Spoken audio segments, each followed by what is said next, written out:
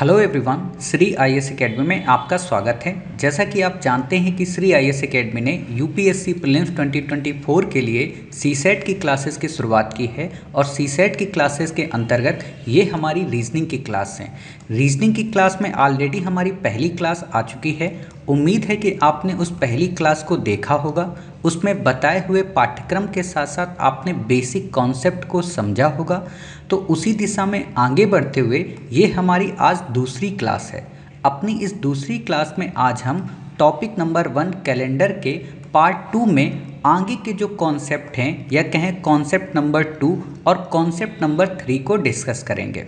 तो आप में से जिन बच्चों ने पहली क्लास ना देखी हो वो सबसे पहले प्लेलिस्ट में जाकर ये यहाँ पर ऊपर आई बटन को क्लिक करके आप पहली क्लास को देख सकते हैं।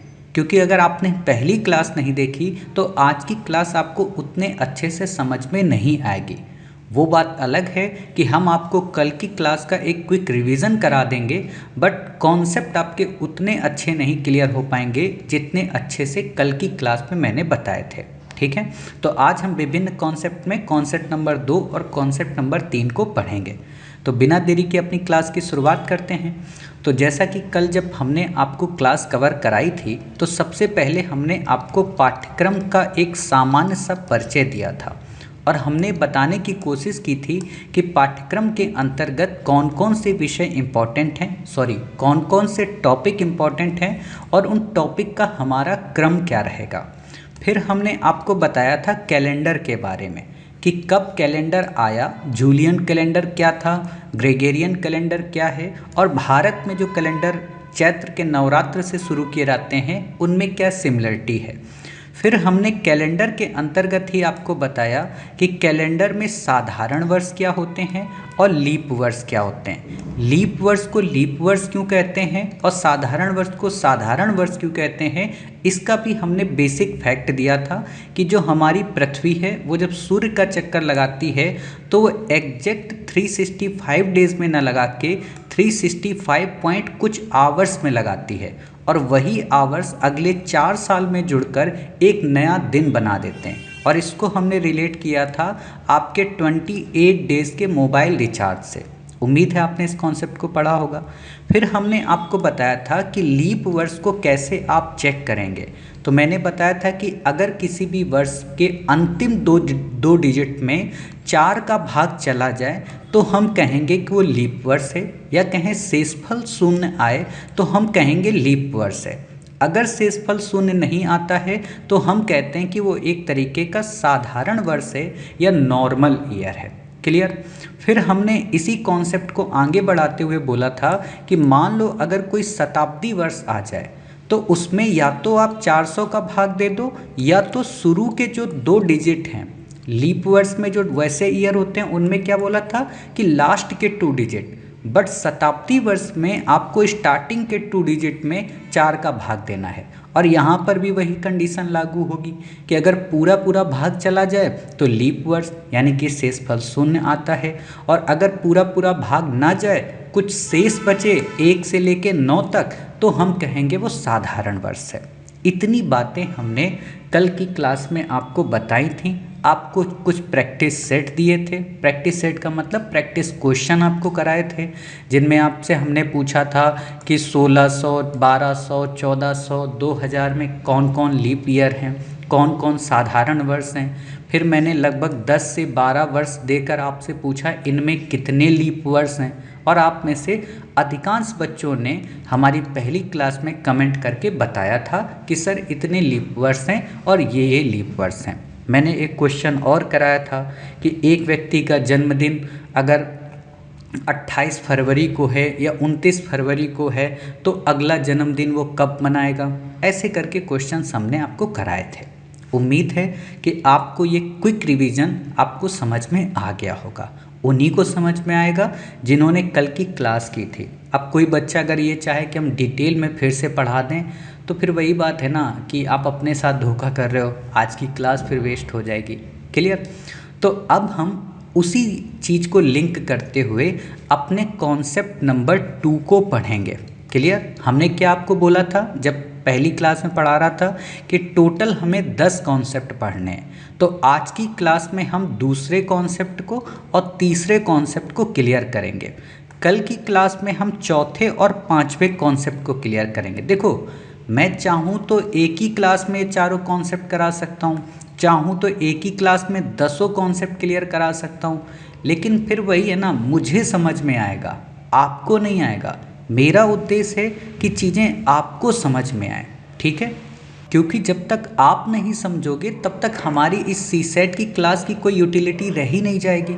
क्लियर? तो अब हम क्या करते हैं, अपने कॉन्सेप्ट 2 को पहले पढ़ लेंगे और इसके कुछ सवालों को या कहीं कुछ प्रैक्टिस क्वेश्चंस को देख लेंगे और फिर कॉन्सेप्ट 3 को कवर कर लेंगे, ठीक है? तो देखते हैं अपनी क्लास को आगे कॉन्सेप्ट 2 के बारे में। देखो, कॉन्सेप्ट 2 क्या कहता है। कॉन्सेप्ट 2 बिल्कुल सिंपल है। ये आपसे ये कहता है, कॉन्सेप्ट 2 लिखिए, आप लोग लिख लीजिए, है ना, मुझे पढ़ाना ही थोड़ा ना, लिखाना भी तो है। लिखिए, किसी भी साधारण वर्ष को एक और नाम से जानते हैं, लिख लेना, सामान्य वर्ष। ये स्लैश होता है, ये बताता है कि इस शब्द की जगह आप इसको भी यूज कर सकते हो, ठीक है? तो मैंने ये स्लैश लगा दिया, साधारण वर्ष स्लैश सामान्य वर्ष में 1 जनवरी, यहाँ पे इसको आप इरेज करो, ये इरेज करो, क्योंकि मुझे एक वैसे लिखना है, मैंने ही बोला और मैं ही अगर गलत कर दूं तो फिर आप भी गलत कर दोगे, ठीक है ना? 1 जनवरी को जो दिन होता है उसी वर्ष के 31 दिसंबर को भी वही दिन होगा। इसका क्या मतलब? इसका मतलब क्या मैं समझाऊं इससे पहले एक और लाइन लिख लो जो थोड़ा सा आपको और सरल भाषा बना देगी, ठीक है? एक और लाइन क्या लिखूँगा? लाइन लिखो, या सामान्य वर्ष का पहला एवं वर्ष का अंतिम दिन एक समान होता है। सामान्य वर्ष का पहला एवं वर्ष का अंतिम दिन एक समान होता है। ये दोनों एक ही परिभाषाएं हैं। इनका मतलब क्या है? इसका साधारण सा मतलब है कि अगर एग्जाम्पल यहाँ लिखो कि अगर 1 जनवरी को, ठीक है, एक जनवरी इंग्लिश में लिखना है आपको, ठीक है? 1 जनवरी को अगर संडे है, ठीक, तो ये 100% कन्फर्म है कि 31 दिसंबर को भी संडे ही होगा। आप किसी भी वर्ष का कैलेंडर उठाएं, देखें कि 2023 की 1 जनवरी को कौन सा दिन था और 2023 के 31 दिसंबर को कौन सा दिन है, आपको पता चल जाएगा, दोनों सेम। अब यहाँ पर एक चीज़ ध्यान रखना, मैंने शब्द यूज किया है क्या? साधारण वर्ष, समझ गए? तो यहाँ पर कंडीशन है कि 1 जनवरी के बाद कौन सा जनवरी है। अर्थात अगर आपको मान लो लिख कर दिया है कि 1 जनवरी 2023 को संडे है, ठीक, तब तो ये कंफर्म है कि 31 दिसंबर 2023 को संडे ही होगा। क्यों? क्योंकि जो 2023 है ये हमारा साधारण वर्ष है। अब याद आया साधारण वर्ष कैसे निकालना है कि 23 में हमें 4 का भाग देना है। तो हमें पता है कि 4 के पहाड़े में या तो 20 आता है तो 24 आता है, 23 नहीं आता है। तो ये नहीं कटेगा मतलब कुछ शेष बचेगा मतलब ये साधारण वर्ष है, ठीक। अगर यहाँ पर गलती ये हो जाती कि 23 की जगह आपको दे देता 2024, ठीक, तब ये कंडीशन यहाँ पर अप्लाई ना होती या एप्लीकेबल ना होती। क्लियर? तो आप यहाँ पर जब लिखें तो इन शब्दों को ध्यान में रखना, सामान्य वर्ष या साधारण वर्ष, ठीक। अभी मैं क्वेश्चन कराऊंगा तो आप समझ जाओगे ठीक है। तो आपने लिख लिया किसी भी साधारण वर्ष या सामान्य वर्ष में 1 जनवरी को जो दिन होता है उसी वर्ष के 31 दिसंबर को भी वही दिन होगा, या सामान्य वर्ष का पहला एवं वर्ष का अंतिम दिन एक समान होता है। ठीक, और एग्जाम्पल में आप लिख लो 1 जनवरी है ना, और डैश संडे तो 31 दिसंबर संडे। क्लियर। या आप यहाँ पर एक और नई कंडीशन के हिसाब से भी लिख सकते हो कि 1 जनवरी 2023 संडे इज इक्वल टू 31 दिसंबर 2023 संडे। ठीक, और इसको बॉक्स में ऐसे बंद कर लो, ये आपको याद रखेगा। ठीक, कोई बात नहीं। मैंने अभी एक बात बता दी क्या, लीप वाली, उसको भी नोट डाउन आप कर लो, क्योंकि अगर भूलोगे तो कम से कम याद तो रहेगा। ठीक, लिखो यहाँ पर नोट करके, ठीक, नोट करके लिखो लीप वर्ष। अब चाहो तो यहाँ पर ये कर सकते हो लीप वर्ष है ना, ब्रैकेट में चाहे आप लिख सकते हो अधिवर्ष है ना, या आप यहाँ पर ये भी लिख सकते हो स्लैश करके 366 दिन, या आप स्लैश करके लिख सकते हो 29 फरवरी। मतलब जिनको ये चीज़ें ना याद हो वो लिख सकते हैं इतना सब कुछ, लेकिन मुझे इतना यकीन है कि इतने बेसिक फंडामेंटल्स तो आपको पता ही होंगे, लेकिन फिर भी चाहो तो लिख सकते हो है ना।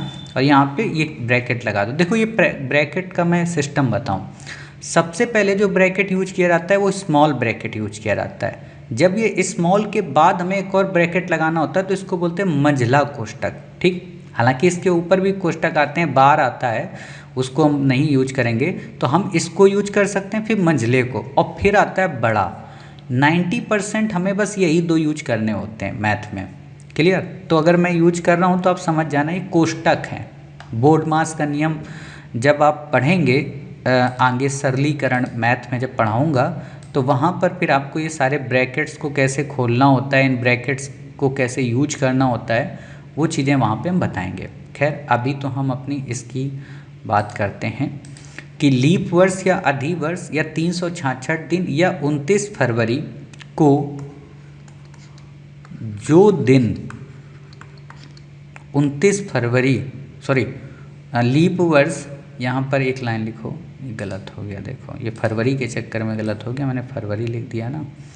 लीप वर्ष, ठीक है, लीप वर्ष के प्रथम दिन, लीप वर्ष के प्रथम माह के प्रथम दिन अर्थात 1 जनवरी को जो दिन होता है, जो दिन होता है उसी वर्ष के 31 दिसंबर, उसी वर्ष के 31 दिसंबर या अंतिम माह के अंतिम दिन को लगातार दिन होगा। यहाँ पर एक शब्द पे ध्यान देना, लगातार दिन, इसको अंडरलाइन कर लेना और यहाँ पर लिख लेना ऐसे डैश करके, लगातार दिन। अभी समझाऊंगा इसको। लगातार दिन का अर्थ है, लगातार दिन का अर्थ है 1 जनवरी संडे, 1 जनवरी संडे तो 31 दिसंबर, ठीक है। यहाँ पर आप लिखिए मंडे टू ट्यूसडे, यानी कि लगातार का मतलब हुआ कि अगर 1 जनवरी को संडे हुआ, ठीक है, 1 जनवरी को संडे हुआ तो अगला जो दिन होगा वो मंडे होगा। क्लियर। या 1 जनवरी को अगर मंडे हुआ तो अगला जो दिन होगा वो ट्यूसडे होगा, ठीक है। 1 जनवरी को अगर वेडनेसडे हुआ तो अगला जो दिन होगा वो थर्सडे होगा। मतलब थर्सडे का मतलब दिसंबर का थर्सडे। सीधी सी बात कि 1 जनवरी को जो दिन होगा उसका अगला दिन 31 दिसंबर होगा, यानी कि वर्ष का जो अंतिम दिन होगा उससे एक कदम आगे होगा। क्लियर इतनी बातें। यदि संडे है तो मंडे, मंडे है तो ट्यूसडे। तो आप यहाँ पर ये भी लिख सकते हो कि 1 जनवरी संडे तो मंडे 31 दिसंबर, 1 जनवरी मंडे तो 31 दिसंबर ट्यूसडे। मैंने 7-3 इसलिए बता दिए ताकि ये दिमाग में न रहे कि सिर्फ संडे का ही मंडे होगा, मंडे का ट्यूसडे नहीं होगा। ऐसा नहीं है। आपको जो भी दिन दिया जाएगा उसका अगला ही दिन लीप वर्ष में आएगा। अब फिर से दिमाग में जिन बच्चों को ना समझ में आया तो मैं याद करा दूं। लीप वर्ष हमें कैसे ज्ञात करना होगा? तो जो हमें वर्ष दिया जाए उस वर्ष के अंतिम 2 डिजिट में अगर 4 का भाग चला जाए पूरा पूरा और शेषफल हमारा 0 आए तो हम कहेंगे वो लीप वर्ष है। अगर कोई शताब्दी वर्ष दिया गया हो, उस शताब्दी वर्ष के शुरू के 2 डिजिट में, ठीक है, 4 का भाग चला जाए तो हम कहेंगे कि लीप वर्ष है। अगर किसी यहाँ पे एक बात और बताता हूँ, हाँ, अगर किसी शताब्दी वर्ष में या कहें 400 का भाग चला जाए तो भी वो लीप वर्ष होगा। इतनी बातें समझ गए आप कि लीप वर्ष का ही यहाँ पर काम है। अर्थात इस कॉन्सेप्ट 2 में जो शर्तें हैं वो 2 हैं, ठीक है, लिख लो। कॉन्सेप्ट 2 में 2 शर्तें हैं। पहली शर्त क्या है? ये चेक करें, यह चेक करें कि दिया गया वर्ष लीप वर्ष है या साधारण वर्ष, ठीक है। पहले ये चेक करें और जब ये चेक हो जाए फिर ये चेक करें कि अगर साधारण है, साधारण दिन सेम रहेगा, दिन सेम लिख लो, ये साधारण दिन सेम रहेगा, लीप दिन एक बढ़ जाएगा, एक बढ़ जाएगा, बढ़ होगा, है ना, एक बढ़ जाएगा, ऐसे लिखो, बढ़ ढक्कन वाला, ठीक, एक बढ़ जाएगा। समझ गए? तो ये चीज़ें आपको याद रहेंगी, आप इसको भूलेंगे नहीं। क्लियर? चलिए, अब जब इतना आपने देख लिया कि लगातार दिन क्या होता है, लीप वर्ष क्या होता है, 1 जनवरी को जो दिन होगा वही 31 दिसंबर को होगा, ठीक है, तो अब हम सवाल करते हैं, चेक करते हैं आपको मेरी बातें समझ में आई कि नहीं आई, ठीक है। तो शर्तों को ध्यान रखना, जो शर्तें मैंने बताई। लिखो एक क्वेश्चन, यदि 1 जनवरी 2071 को शनिवार हो तो बताएं।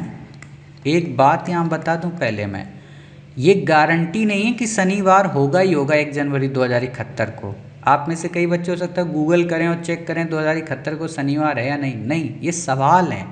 सवाल का बस इतना बेसिक मतलब होता है आपके अंदर समझ विकसित करना। बाकी हम आगे की कॉन्सेप्ट में ये भी प्रूफ करेंगे कि क्या सच में 1 जनवरी 2071 को शनिवार है, नहीं है तो क्यों नहीं है, कितने दिन आगे पीछे हुआ है, तो वो सवाल हम पढ़ेंगे। बट सवालों को यहाँ सवाल की नज़र से देखना है ना, यहाँ पर विज्ञान का प्रयोग मत करना कि सर 1 जनवरी 2071 को तो गूगल पे मंगलवार दिखा रहा है, शनिवार नहीं दिखा रहा है या संडे दिखा रहा है, तो इस पर मत पढ़ना, ठीक। सवाल को बस सवाल की नज़र से देखो।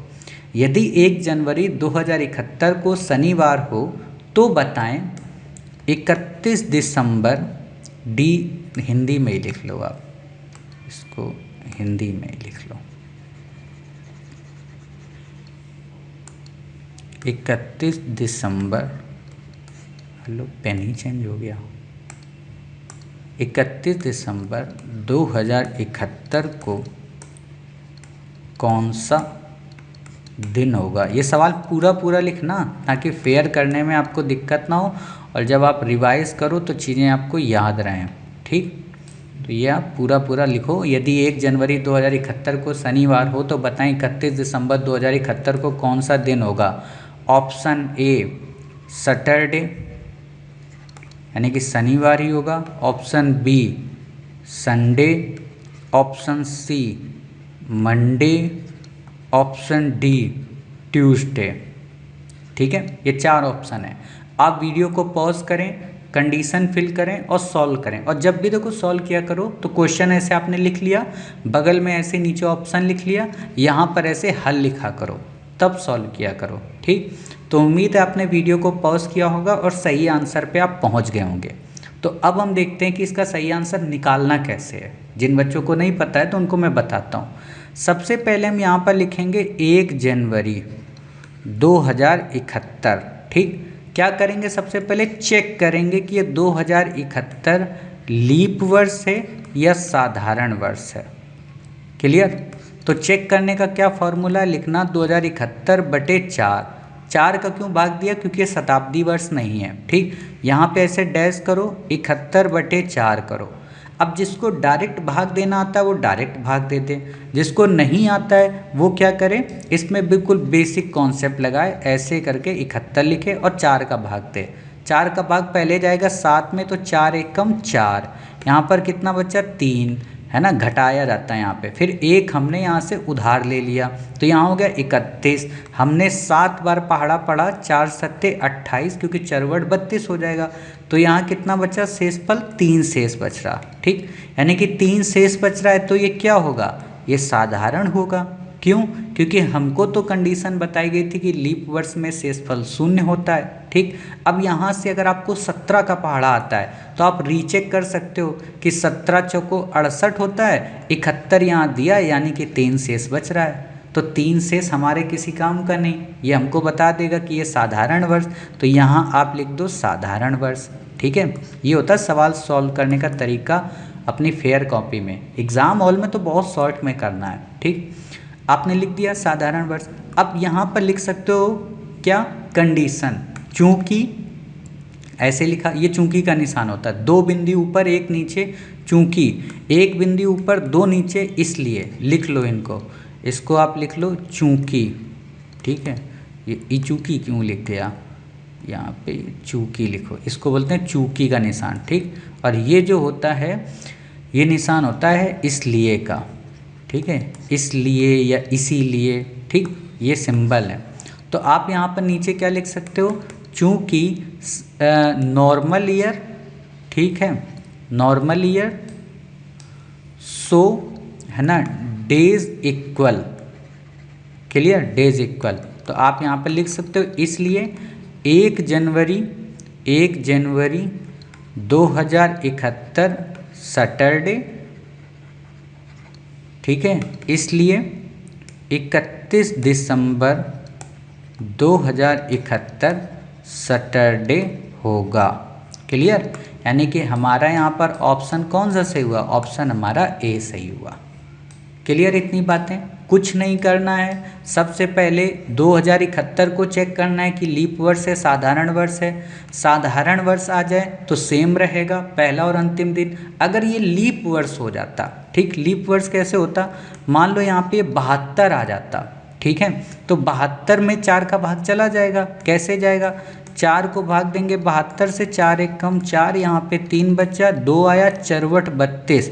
हमें पता है कि 18 के पहाड़ा पूरा 4 बार 72 आ जाता है, 18 चौको 72। तो 72 क्या हो गया, 2072, ये हो गया आपका लीप ईयर। तो अब यहाँ पर क्या कंडीशन बनती, आप चाहे तो इसको भी नीचे लिख सकते हो। यहाँ आपकी कंडीशन बनती कि 2072 1 जनवरी सैटरडे, ठीक है, सैटरडे। तो 31 दिसंबर 2072 को कौन सा होगा दिन, संडे। और यहाँ पे ऐसे एरो लगा दो, यहाँ लिख दो लगातार दिन। क्लियर, इतनी बातें क्लियर हो गई। चलो अब अगला क्वेश्चन ऐसे ही करके दिखाओ। ठीक है, उम्मीद है आप में से अधिकांश बच्चों को समझ में आ गया होगा। जिनको नए हो वीडियो को पॉज करो या फिर कुछ दिन बाद दोबारा देखना, तब आपको चीज़ें समझ में आ जाएंगी। ठीक, चलिए दूसरा क्वेश्चन लिखिए आप, वाइटी करते हैं इसको। हाँ, दूसरा क्वेश्चन क्या है, यदि 1 जनवरी 2007 को शुक्रवार, है ना, ये स्लैश लिख लो, फ्राइडे था तो 31 दिसंबर DECEMBER 2009 को कौन सा दिन होगा। कुछ बच्चे तो फटाक से आंसर दे दिए होंगे। ठीक, अब आप यहाँ पर ऑप्शन देख लो पहले, फिर वीडियो को पॉज करना, फिर सॉल्व करना। ठीक, पहला फ्राइडे, सैटरडे, मंडे, ठीक, संडे। क्लियर। ये थोड़ा सा आपका टफ क्वेश्चन है, लेकिन बुद्धि जिनको पता है, लगाना आता है, वो लगा ले जाएंगे। क्लियर। और ना लगे तो परेशान नहीं होना है। देखो अभी क्या है ना, मैं एक बात बताऊं, आपसे अगर मैं ये बोलता हूं कि इस क्वेश्चन को आप लगाओ, सॉल्व करो, हो जा रहा है अच्छी बात है, नहीं हो रहा है तो अपने आप को मूर्ख नहीं समझना है। क्यों? क्योंकि दुनिया में हर चीज़ की शुरुआत शून्य से होती है। जो बच्चे सॉल्व कर ले रहे हैं उन्होंने कहीं ना कहीं से पढ़ा होगा, ठीक है, या कॉन्सेप्ट को समझा होगा। आप अगर नहीं कैच कर पा रहे तो निराश नहीं होना है, हताश नहीं होना है। ये कोई आपकी मार्कशीट नहीं डिसाइड करेगा। मज़ा तब आएगा जब प्रैक्टिस सीट आप लगाओगे। ठीक है, तो अभी अगर यहाँ ना लगे आप छोड़ दो, आगे फिर वीडियो सुन लो। ठीक, और अगर लग जा रहा है कोशिश करो, बुद्धि लगाओ, प्रयास करो छोटा सा। और अगर प्रयास में सफल हो जा रहे हो बहुत अच्छी बात है, असफल हो जा रहे हो तो सीख रहे हो। ठीक है, और हमारा उद्देश्य अभी आपको बस सिखाना है। एग्ज़ाम आपका टेस्ट ले लेगा अच्छे से और वहाँ आप पास ही होंगे। ठीक, तो अब आप में से जिन बच्चों ने इसको सॉल्व किया है वो इसका आंसर दे दें। ठीक है, अब हम इसको सॉल्व करके बताते हैं। ठीक है, जो सॉल्व कर रहे हो तो वीडियो को पॉज कर दें, जब सॉल्व कर लें तब आगे का सुने, और जो ऐसे ही देखना चाहते तो कंटिन्यू करें। ठीक, आप क्या करोगे, लिखोगे हल। ठीक, यहाँ पर दिक्कत क्या है इस क्वेश्चन में? दिक्कत ये है कि पहले तो 1 जनवरी 2007 दिया गया, फिर 2009 दिया गया, यानी कि 2 साल इन्होंने आगे बढ़ा दिया।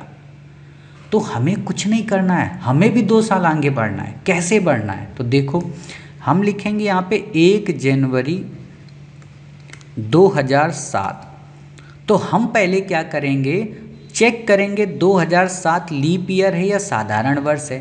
तो हमने चेक किया 2007 में 4 का भाग देके, तो 4 का भाग देंगे 7 में। ठीक है, तो कितना बचा, यहाँ 3 शेष बच रहा है, यानी कि ये क्या है, साधारण वर्ष। अर्थात 1 जनवरी 2007 क्या है, साधारण वर्ष।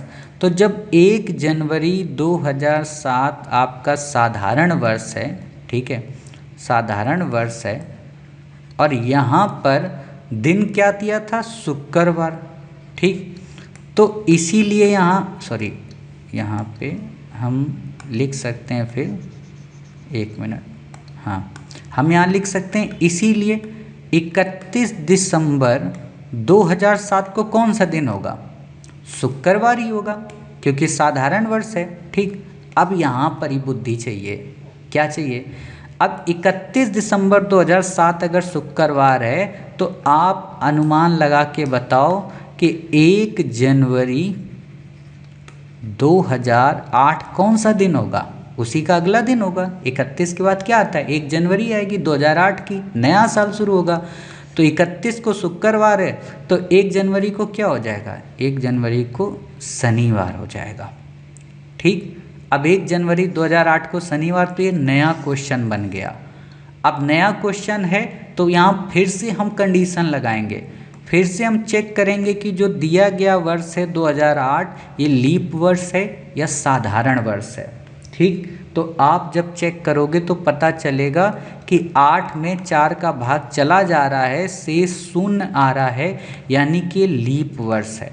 तो लीप वर्ष की कंडीशन क्या पड़ी थी कि वर्ष का पहला दिन और अंतिम दिन लगातार होता है। अर्थात 1 जनवरी 2008 को अगर सैटरडे है, ठीक है, सैटरडे है और ये लीप वर्ष है, ठीक, तो 31 दिसंबर 2008 को क्या होगा, सैटरडे की जगह सैटरडे नहीं होगा, लगातार दिन होगा, यानी कि संडे होगा। इतनी बातें क्लियर हुई कि 2008 की 31 दिसंबर को संडे। क्वेश्चन देखो क्या कह रहा है, क्वेश्चन हमसे पूछा 2009 का, तो जब तक हम आगे पहुँचेंगे तब तक हम ये करते रहेंगे। समझ गए?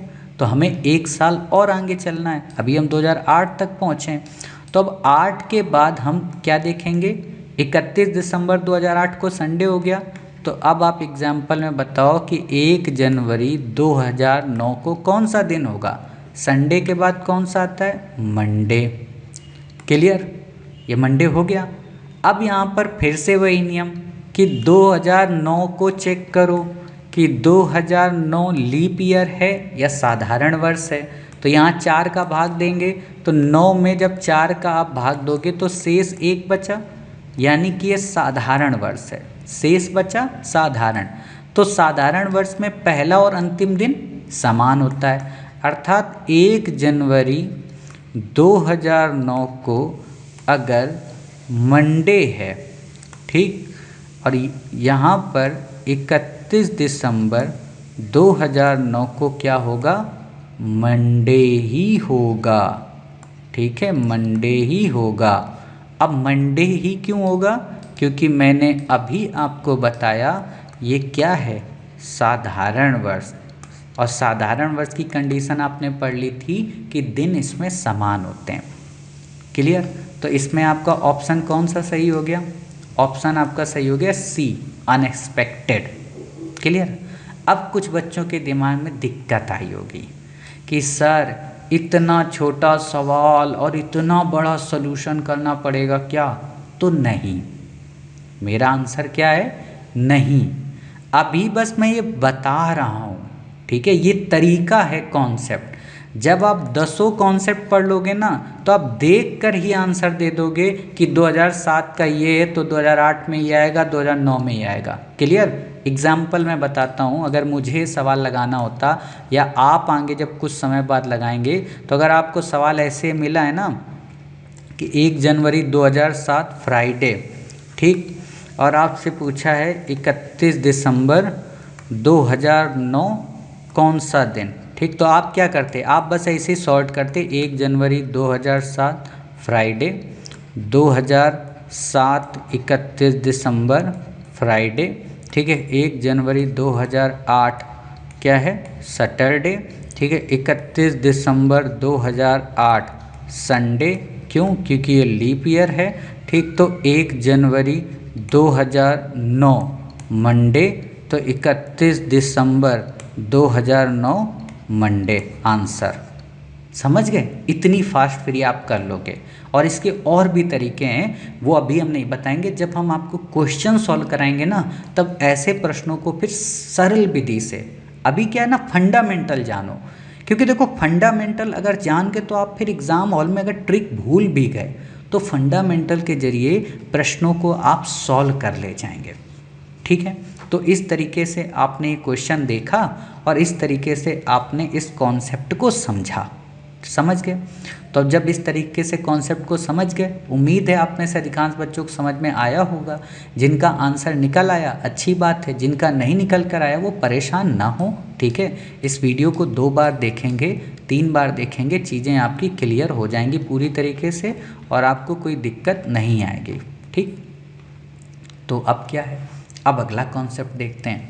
अगला हमारा कॉन्सेप्ट बिल्कुल ऐसे ही है, कॉन्सेप्ट नंबर 3। ठीक है? सेम टू सेम ऐसे ही है, बस उसमें एक नई चीज़ है। नई चीज़ क्या है? अभी तक हम क्या करते थे? अभी तक हम देखते थे कि लीप वर्ष कौन सा है और साधारण वर्ष कौन सा है। ठीक है ना? अभी तक हम देखते थे कि लीप वर्ष कौन सा है और साधारण वर्ष कौन सा है। अब हम देखेंगे कि विषम दिन कौन से हैं। ठीक है? विषम दिनों की संख्या ज्ञात करना। अब लिखो, इसमें मैं बताता हूँ, ये तो मैंने अभी एक इंट्रो दे दिया है ना। लिखो कॉन्सेप्ट 3 और इसमें हेडिंग डालो विषम दिनों की संख्या ज्ञात करना। क्लियर? विषम दिनों की संख्या ज्ञात करना। पहला क्वेश्चन आप सबके मन में कि विषम दिन का क्या मतलब है, तो यहाँ डालो नोट। ठीक? यहाँ डालो नोट। लिखो ऐसे दिन जो अपना पूरा सप्ताह नहीं बना पाते हैं, पूरा सप्ताह नहीं बना पाते हैं, विषम दिन कहलाते हैं, दिन कहलाते हैं। ठीक, ऐसा महीना, ऐसा दिन है ना, यहाँ ऐसे दिन लिखो। ठीक है, ऐसे ही दिन मैंने लिखा है। ऐसे दिन जो अपना पूरा सप्ताह नहीं बना पाते विषम दिन कहलाते हैं। या फिर लिखो या ऐसे दिन जिन्हें 7 से विभाजित करने पर शेषफल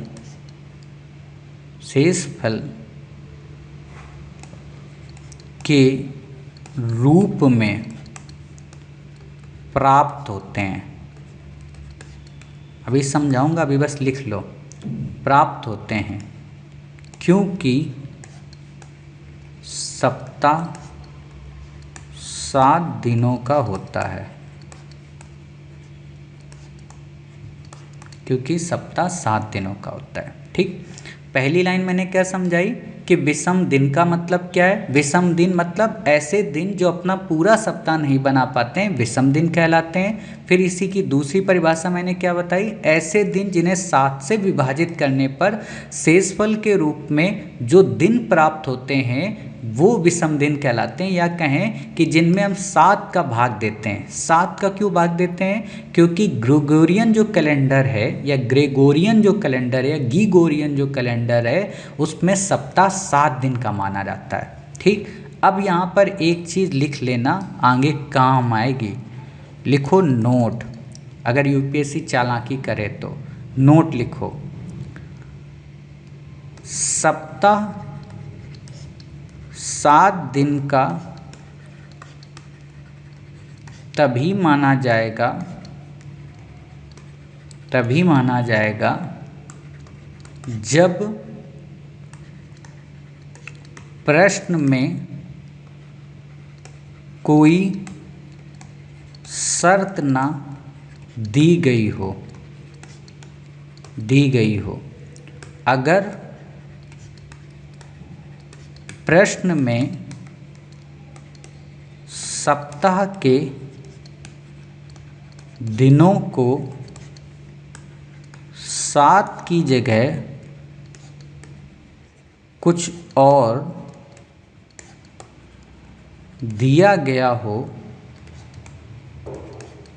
तो फिर हम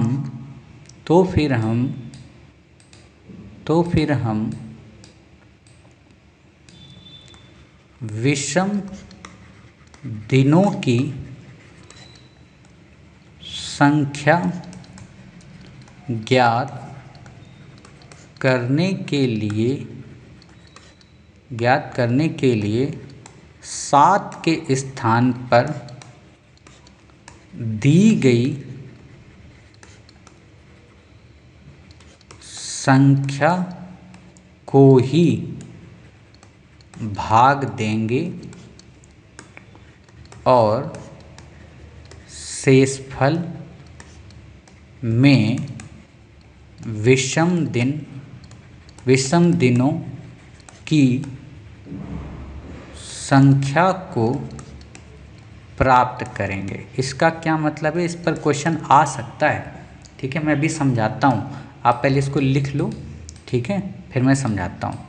मैंने क्या बोला, मैंने बोला सप्ताह 7 दिन का तभी माना जाएगा जब प्रश्न में कोई शर्त ना दी गई हो। अगर प्रश्न में सप्ताह के दिनों को 7 की जगह कुछ और दिया गया हो तो फिर हम विषम दिनों की संख्या ज्ञात करने के लिए 7 के स्थान पर दी गई संख्या को ही भाग देंगे और शेषफल में विषम दिनों की संख्या को प्राप्त करेंगे। क्या है इसका मतलब, समझते हैं। उम्मीद आपने लिख लिया होगा। जैसे आप पढ़ते हो ना कि एक सप्ताह में कितने दिन होते हैं। एक सप्ताह में 7 दिन होते हैं। ठीक, तो अगर हमने आपसे पूछा कि एक महीना 31 दिन का है तो इसमें कितने सप्ताह बन सकते हैं। साधारण से शब्दों में आप बोलोगे सर 4 सप्ताह बन जाएंगे, अर्थात 28 दिन क्या बन जाएंगे, सप्ताह बन जाएंगे। लेकिन ये टोटल महीना कितने का था, 31 का, तो कितने बच रहे, 3 दिन। तो ये जो 3 दिन बचे हैं ना, इन्हीं को बोला जाता है विषम दिन, अर्थात वो दिन जो सप्ताह ना बना पाए। यानी कि 31 में अब क्या करना है, 7 का भाग देना है। 31 में 7 का भाग क्यों देना है, क्योंकि ग्रेगोरियन या गीगोरियन जो कैलेंडर है वो सप्ताह को 7 दिनों का मानता है।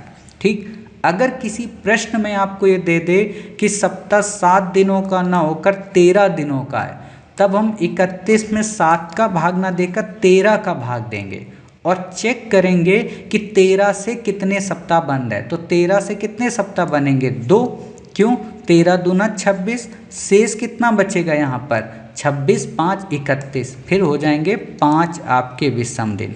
अगर आपको दे दे कि सप्ताह 7 दिनों का ना होकर 14 दिनों का है, तो हम 31 में किसका भाग देंगे, 14 का भाग देंगे। तो 14 दूना कितना हो जाएगा, 28, अर्थात 2 सप्ताह बनेंगे। लेकिन बचेंगे कितने शेष, 3 दिन। तो ये 3 क्या होंगे, ये विषम दिन कहलाएंगे।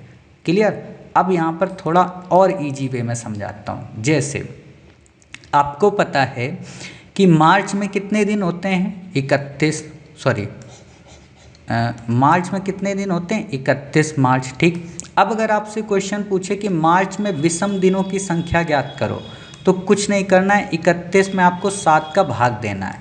7 का भाग सिंपल है 31 में, 7 चौक 28। क्लियर, कितना बचा, 3 शेष। तो विषम दिन कितने हो गए, 3 हो गए। लीप वर्ष या साधारण वर्ष ज्ञात करने के लिए हमें किसका भाग देना होता है, 4 का। विषम दिनों को ज्ञात करने के लिए किसका भाग देना होता है, 7 का।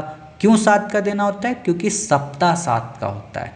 अगर 13 का सप्ताह दिया जाएगा प्रश्न में तो हम 13 का मान लेंगे, 20 का सप्ताह दिया जाएगा तो 20 का मान लेंगे, जो दिया जाएगा उसको मानेंगे, और अगर नहीं दिया गया तो हम 7 ही मानेंगे।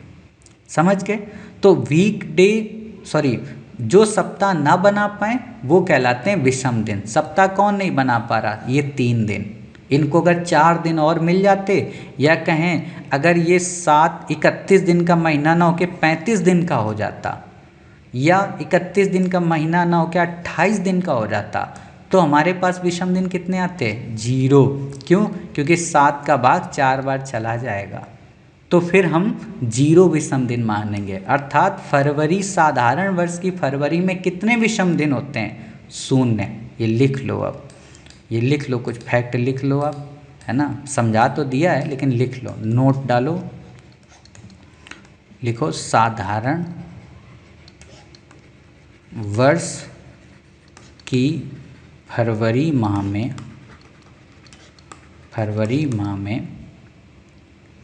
साधारण वर्ष की फरवरी माह में 0 विषम दिन होते हैं, 0 विषम दिन होते हैं। कारण साधारण वर्ष की चीज़ें देखो रिपीट हो रही हैं। साधारण वर्ष की फरवरी 28 दिनों की होती है, 28 दिनों की होती है, जिसमें 7 का भाग पूरा चला जाता है एवं शेष फल 0 आता है। ठीक, अब जब आप ऊपर की जो थ्योरी मैंने लिखाई लाइन पढ़ोगे तो क्लियर हो जाएगा। क्लियर, तो ये हो गया फरवरी का। अब ऐसे ही आपको फरवरी साधारण वर्ष और लीप वर्ष में चेंज होती है ना। लीप वर्ष की अब फरवरी को आपको पता चल जाएगा क्या, कि लीप वर्ष में 29 दिन होते हैं फरवरी में, तो यहाँ 7 का भाग दोगे तो क्या होगा, 1 शेष बच जाएगा। तो यानी कि लीप वर्ष की फरवरी में विषम दिन कितने होंगे, 1 विषम दिन होगा। ठीक, तो ये भी लाइन लिख लो, ये भी लिख लो, भूलोगे नहीं। नोट, लीप वर्ष की लीप वर्ष के फरवरी माह में विषम दिनों की संख्या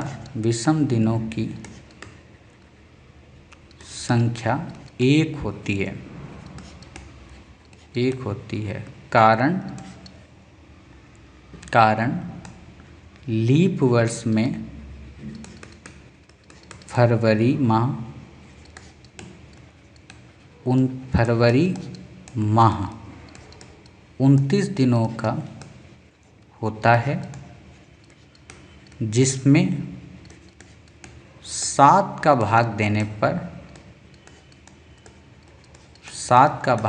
पर शेष फल 1 बचता है। ठीक, अब ये दोनों बातें क्लियर हो गई। अब जब ये दोनों बातें क्लियर हो गई तो कुछ एक और नया देखते हैं। नया क्या कि साधारण वर्ष में टोटल कितने दिन होते हैं। साधारण वर्ष में होते हैं 365 दिन। ठीक, हम लोग पढ़ते हैं ना 52 सप्ताह, क्लियर। तो वो चेक करते हैं। तो 365 दिन में आप 7 का भाग दो। पहाड़ा अगर आता है तो आप ऐसे ही कर लोगे, 7 पना 35, 7 दूना 14, 1 शेष। ठीक है, लेकिन हम इसको नॉर्मल तरीके से करेंगे। ठीक, तो पहले 2 डिजिट में भाग दो, तो 7 पना 35। ठीक, 1 शेष बचा, 5 उधार लिया, तो यहाँ 7 दूना 14, कितना बचा 1 शेष। यानी कि साधारण वर्ष में 52 सप्ताह बनने के बाद कितने विषम दिन बचते हैं, 1 विषम दिन। अर्थात साधारण वर्ष के दिनों में विषम दिन कितने होते हैं, 1। ध्यान से सुनना, साधारण वर्ष में 1 विषम दिन होता है जो सप्ताह नहीं बना पाता है। बाकी 364 दिन क्या होते हैं, सप्ताह बना लेते हैं। और 364 दिन में कितने सप्ताह हो जाते हैं, 52। क्लियर। तो आप लिख लीजिए नोट में। ठीक है, लिख लो नोट में ये बात भी। रुको अभी लिखना, पहले लीप वर्ष वाला भी देख लो। लीप वर्ष वाला क्या होगा, लीप वर्ष में 366 हैं, तो इसमें 7 का भाग दोगे आप तो सेम टू सेम जाएगा 35। ठीक है, यहाँ पे 6 आप उधार लिए तो 7 दूना 14, यहाँ कितने बचे 2 शेष। यानी कि लीप वर्ष में विषम दिनों की संख्या 2 आती है। ठीक, साधारण वर्ष में विषम दिनों की संख्या पूरे वर्ष में 1 आती है। तब ये पॉइंट भी आप नोट कर लो कि साधारण वर्ष में विषम दिनों की संख्या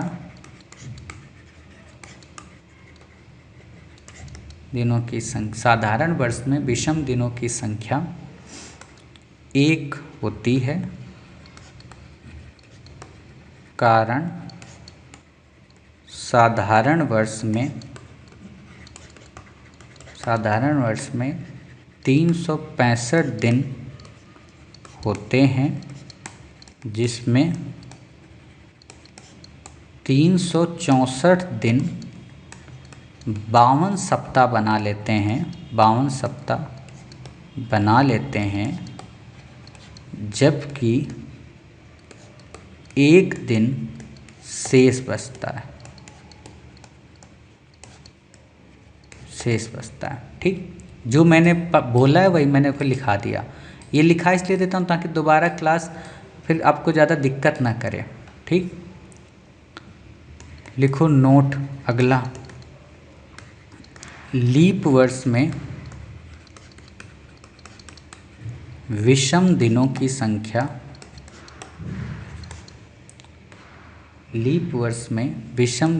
संख्या 2 होती है। कारण लीप वर्ष में 366 दिन होते हैं, जिसमें 364 दिन 52 सप्ताह बना लेते हैं, जबकि 2 दिन शेष बच जाते हैं। ठीक है, सिंपल सी बातें वही जो मैंने बताई। लीप वर्ष में विषम दिनों की संख्या 2 होती है, कारण लीप वर्ष में 365 दिन होते हैं, जिसमें 364 दिन 52 सप्ताह बना लेते हैं, जबकि 2 दिन शेष बचते हैं। अब यहाँ पर थोड़ा सा बुद्धि लगाना, हमने अभी क्या पढ़ा, 365 दिन, ये कहाँ होते हैं, ग्रेगोरियन कैलेंडर में। ठीक है, लेकिन अगर आपको दे दे, कोई एक क्वेश्चन दे दे कि 3000 दिन होते हैं कहीं पे और एक सप्ताह जो होता है वो 14 दिनों का होता है, तो बताओ यहाँ कितने विषम दिन। तो आपको क्या करना है, 3000 में 14 का भाग देना है, जो शेष बच जाए वही विषम दिन। यहाँ फिर ये बुद्धि नहीं लगानी कि 7 का भाग दें, 365 का भाग दें, ये कुछ नहीं। समझ गए। अगर यूपीएससी आपसे एक ऐसा क्वेश्चन घुमाकर पूछ दे कि एक कोई पृथ्वी के बाहर खोजा गया ग्रह है, वहाँ पर पूरा वर्ष, ठीक है, 9,000 दिनों का होता है, ठीक है, और वहाँ एक सप्ताह 20 दिनों का होता है, तो बताएं वहाँ विषम दिनों की संख्या क्या है। तो लॉजिक लगाना है कि सप्ताह बोला है ना 20, तो 20 सप्ताह का किस में भाग देंगे, 9,000 में, सॉरी 9,000 में। ठीक है, और जब 9,000 में जितना चला जाए, जो शेष बचे वो हमारा क्या होगा, वो हमारा होगा विषम दिन। नहीं शेष बचता है तो 0 विषम दिन। समझ गए क्यों, क्योंकि सप्ताह 20 दिनों का हो गया। अभी सप्ताह कितने दिनों का है, अभी 7 दिनों का है। तो ये ध्यान रखना है पॉइंट। ठीक, अब मैं अगर आपसे कहूँ कि जनवरी, फरवरी, मार्च, अप्रैल में दिन निकालो, तो आप निकाल सकते हो। तो कैसे निकालना है, वही सिंपल बात है। जैसे अभी मैंने आपको बताया ना, जनवरी में कितने दिन होते हैं, 31, तो अब 31 में विषम दिन निकालना है, 31 में 7 का भाग दे दो, कितना बचा आपका, 28 यहाँ हो गया, 3 आपका बच रहा है, यानी 3 विषम दिन हो गए। आपसे मैं कहूँ फरवरी, फरवरी अगर 28 है साधारण वर्ष की, तो यहाँ पर कितना हो गया, 0 हो गया, यानी कि 0 विषम दिन आ गए। ठीक, अगर मैं आपसे कहूँ मार्च, तो यहाँ पर 31 मार्च है, ठीक है, तो 31 में फिर से 7 का भाग दे दो, तो कितना बचा, 3 विषम दिन। अब मैं अगर आपसे कहूँ कि मार्च के बाद अप्रैल आ जाता है, ठीक, तो अप्रैल में कितना आपका शेष बचता है, 30 अप्रैल होता है वहाँ पे। ठीक है, तो 30 अप्रैल में 2 दिन आपके शेष बचे, क्योंकि 28 दिन ही सप्ताह बनाएंगे। तो ऐसे करके आप निकाल सकते हो, सिंपल वे। ठीक है, मैंने पूरे वर्ष का भी निकाल कर बता दिया, नया कॉन्सेप्ट भी बता दिया, सारी चीज़ें बता दी। तो इस तरीके से हम विषम दिन वाले कॉन्सेप्ट को समझ गए। अब ये चेक कर लें कि सच में आप समझे हो या नहीं समझे हो। तो एक लास्ट क्वेश्चन है, इस क्वेश्चन को आप सॉल्व कर दें, ठीक है, हम समझ जाएंगे कि आपको 3 नंबर तक के कॉन्सेप्ट पूरे क्लियर हो गए। ठीक है, यानी कि आज हमने जो दोनों पढ़ाए वो क्लियर हो गए। लिखो क्वेश्चन, नया ग्रह खोजा गया है, नहीं रुको, हाल के दिनों में, ऐसे यूपीएससी क्वेश्चन बनाती है, हाल के दिनों में, रुको इसको थोड़ा बेहतरीन बनाते हैं क्वेश्चन, जो यूपीएससी के लायक है ना, दिमाग का दही करने वाले क्वेश्चन होते हैं ये, है ना। बस यहाँ पे इसीलिए मैं कहता हूँ यूपीएससी नॉलेज का नहीं, समझदारी का एग्ज़ाम है। ठीक, क्वेश्चन आपसे पूछा गया है, हाल के दिनों में, हाल के दिनों में नासा की हबल, सॉरी नासा की, देखो मैं 2 बार इसको गलत कर रहा था, हबल नहीं लिखना है मुझे, हाल के दिनों में, हाल के दिनों में नासा की जेम्स वेब टेलीस्कोप ने एक ग्रह की खोज की है, एक ग्रह की खोज की है जहां एक वर्ष में 1000 दिन होते हैं और सप्ताह में 13 दिन, तब वहाँ विषम दिनों, सॉरी ये गलत हो रहा है, तब वहाँ लिख लो विषम दिनों, तब वहाँ विषम दिनों की संख्या क्या होगी। ठीक है, ऑप्शन आपके पास है, ऑप्शन आपके पास है ए 12, बी 14, सी 15, डी 20। ठीक, वीडियो को पॉज करो और इस क्वेश्चन को सॉल्व करो। जिनको ना समझ में आए थोड़ी देर 5 मिनट कम से कम बुद्धि लगा के अपनी बुद्धि दौड़ाओ, क्योंकि मैंने कॉन्सेप्ट ऑलरेडी यहाँ पर पढ़ा दिया है। ठीक है, तो उम्मीद है अपने वीडियो को पॉज किया होगा और आप में से अधिकांश बच्चों ने सही उत्तर की ओर अपनी राह पकड़ी होगी। नहीं पकड़ी है तो अब देख लो कैसे सही राह आपको पकड़नी चाहिए थी। ठीक, ये जितनी बातें लिखी ये बकवास हैं कि हाल के दिनों में नासा की जेम्स वेब टेलीस्कोप ने एक ग्रह की खोज की, ये आपके दिमाग का दही करने के लिए होता है। ठीक है, आपके लिए यहाँ से इम्पॉर्टेंट है, जहाँ एक वर्ष में कितने दिन बोला है, 1000 दिन बोला है। कह रहा सप्ताह में, सप्ताह कितने दिन का होगा, सप्ताह बोला है कि 13 दिन का होगा। तो 1000 दिन है, 13 दिन का सप्ताह है, तो हम यहाँ क्या करेंगे, यहाँ हम 1000 में 13 का भाग देंगे।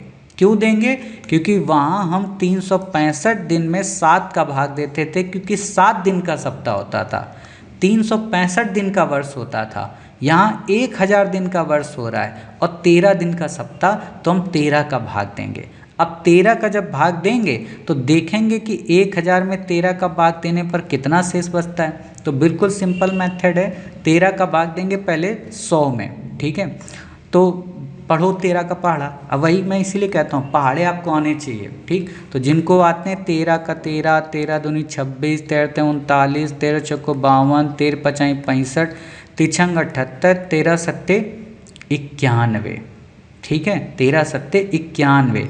क्या इससे ज़्यादा जाएगा, तो 13 अट्ठे 104। हमें क्या है 100 के अंदर तक रहना है, तो 104 तो नहीं लेंगे, तो 13 सत्ते 91 लेंगे, यानी कि 7 बार गया हमने 91 लिया। 91 में कितना बचा, 9। अभी हमने 0 ले लिया। ठीक, 90। अभी हमने पढ़ा है 13 सत्ते 91 होता है, बट यहाँ 90, तो हम फिर एक कम लेंगे, त्रिछंग 78। क्लियर, 78 का लेंगे, तो यहाँ कितना बचा, 10 में 8 गए 2 और 8 में 7 गए 1। क्लियर, 12 शेष बचे। अब 13 ये 12 ये तो छोटी है, दशमलव में जाएगा नहीं, तो हम क्या कह सकते हैं कि इन 1000 दिन में 13 के हिसाब से अगर हम सप्ताह देखेंगे, 13 दिनों के हिसाब से सप्ताह, तो 76 सप्ताह बनेंगे। क्लियर, 76 सप्ताह बनेंगे। शेष कितने दिन बचेंगे या विषम दिन कितने बचेंगे, 12 विषम दिन बचेंगे, 12 विषम दिन। अब आप में से वो बच्चे कौन बच्चे, जिनको मैंने पढ़ाया था भाज्य भाजक शेषफल, है ना, ये पढ़ाया था ना, भाज्य पढ़ाया था, भाजक पढ़ाया था, कहाँ पर, मैथ की क्लास में, भागफल पढ़ाया था और शेषफल पढ़ाया था। तो उसमें मैंने फॉर्मूले में क्या बताया था कि ये जो इधर जो आता है और जिससे भाग दिया जाता है, इन दोनों को अगर हम आपस में गुणा कर देंगे तो जो बीच का है आपका, ठीक है, उसमें शेषफल को जो बीच का है वो आपका आंसर में आ जाता है अगर हम शेषफल को जोड़ दें। ऐसे समझो, हमें पता है कि हमें 1000 लाना है, तो क्या सही होगा, तो देखते हैं।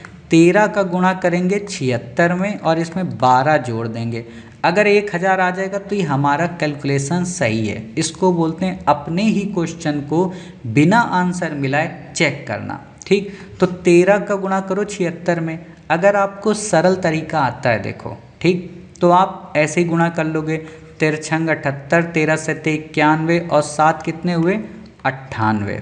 ठीक, ये प्लस का 12, 988 में 12 जोड़ दो कितना हो गया, 1000। यानी कि हमारी इक्वेशन सही है, यानी 76 सप्ताह होंगे 12 दिन।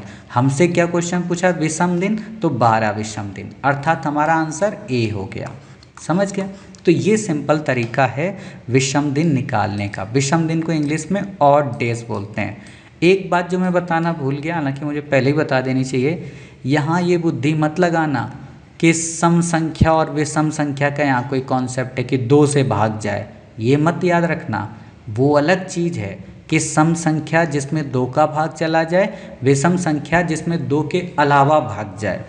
ठीक है, तो यहाँ ये नियम नहीं लगेगा, यहाँ हमें विषम दिन निकालने हैं और विषम दिन के लिए 7 का भाग देना पड़ता है अगर कैलेंडर ना दिया गया हो, ठीक, ग्रेगोरियन कैलेंडर हो। और अगर उसने दे दिया है कि कोई नया ग्रह खोजा गया है तो फिर आप जो दिया गया है उसको डिवाइड करेंगे। तो उम्मीद है आज के दिन आपने 2 कॉन्सेप्ट पढ़ लिए। 2 कॉन्सेप्ट आपने कौन कौन पढ़े? पहला आपने पढ़ा कि वर्ष का पहला दिन और अंतिम दिन कैसे ज्ञात करना है, अगर ईयर सेम हो, साधारण वर्ष हो या ईयर 1-2 आगे पीछे हो तो कैसे ज्ञात करना है। दूसरा कॉन्सेप्ट मैंने बताया कि विषम दिनों की संख्या ज्ञात करना, ठीक। अब हमारी अगली क्लास में तीसरे और चौथे कॉन्सेप्ट को पढ़ेंगे। वो तीसरा और चौथा कॉन्सेप्ट इसी से थोड़ा सा एक कदम आगे है। उसमें क्या होगा कि जो हमारा ये हमने 2-3 तो पढ़ ही लिए हैं, है ना। यहाँ पे ये हम करें दूसरा कॉन्सेप्ट या तीसरा कॉन्सेप्ट, एक तो कल पढ़ा ही दिया था, ठीक। यानी कि अब हमें चौथा और पांचवा कॉन्सेप्ट पढ़ना है। तो चौथा जो कॉन्सेप्ट है वहाँ पर क्या होगा कि वहाँ आपको डेट मिलेगी जो कि सेम होगी, मंथ सेम होगा, ईयर आगे पीछे होगा। अर्थात जो अभी मैंने आपको बताया ना कि जैसे मैंने अभी आपको बताया 1 जनवरी 2007 को, ठीक है, संडे था, तो 1 जनवरी 2009 को क्या होगा। तो इसका एक दूसरा तरीका वो कल बताएंगे, बिल्कुल सिंपल वे कि कैसे चेंज करना है, ठीक। यानी कि इसी का थोड़ा सा एक अपग्रेड वर्जन हो जाएगा। उसको करने के बाद फिर हम देखेंगे मंथ कोड का कि 144, 025, 036, 146 इसका क्या मतलब है, या 034, 025, 036, 146 इसका क्या मतलब है। ये सारी चीज़ें देखेंगे, ठीक है। और मेरा यही रिक्वेस्ट है आपसे कि ये क्वेश्चन बैक ईयर के तभी लगाना जब सारे कॉन्सेप्ट पढ़ लेना, वरना आपको लगेगा कि अरे बाप रे इतना बड़ा बड़ा कॉन्सेप्ट कौन पढ़ाता है। देखो अभी मैं बड़ा बड़ा पढ़ा रहा हूँ क्योंकि आपके दिमाग में चीज़ें छप जाएं। अब ये विषम दिन का जैसे मैंने क्वेश्चन पूछ दिया है ना, मैं चाहता तो केवल पढ़ा देता कि विषम दिन 7 से भाग देंगे। मैंने क्यों नया कॉन्सेप्ट दिया ग्रह की खोज, क्योंकि यूपीएससी ऐसा कॉन्सेप्ट बना सकती है। जब मैं बना सकता हूँ तो यूपीएससी तो मुझसे तो ज़्यादा विद्वान है ही, ठीक है।